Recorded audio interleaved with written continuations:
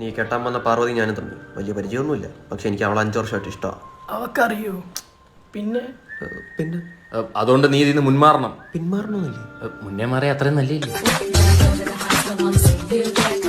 Okay. ഇല്ലെങ്കിൽ അറിയാലോ, ചീമ്പിക്കളയും ഞാൻ.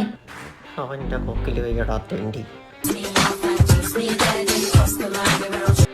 അപ്പൊ അവൾക്ക് എന്നെ അറിഞ്ഞുകൂടാ? ഇല്ല. നീ എന്താ അവളോട് പറയാന്?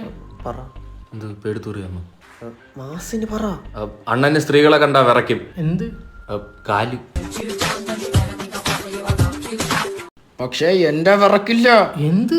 കൈ. നീ കുറച്ച് ബാക്കിലോട്ട് മാറിയെന്ന്. അതുകൊണ്ട് നീ പറയണം രാജുവേട്ടന് പാർവതി ഇഷ്ടമാണ്. നീ എന്നാ കല്യാണത്തിന് അന്നൊന്ന് പറടാ, ഞാൻ മണ്ഡപത്തിൽ മാറിത്തരാം. കൈ എടുക്കടാ. നീ ഇത് വെച്ച് അവസാനമായിട്ട് കട്ട് ചെയ്ത പ്ലം കേക്ക് അല്ലേടാ? മണങ്ങ് അടിച്ച്. ഈ രാജുവേട്ടന്റെ വേറൊരു മുഖം നീ കണ്ടിട്ടില്ല. ഏത് മുഖം? പുതിയ മുഖം.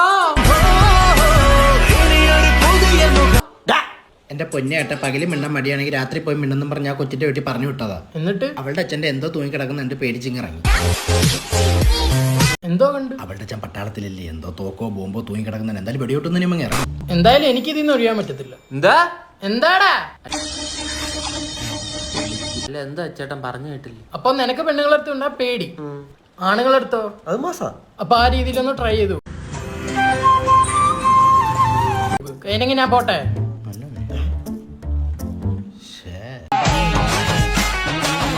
ആ രീതി നോക്കിയാലോ ചിപ്പടാ. പറഞ്ഞു.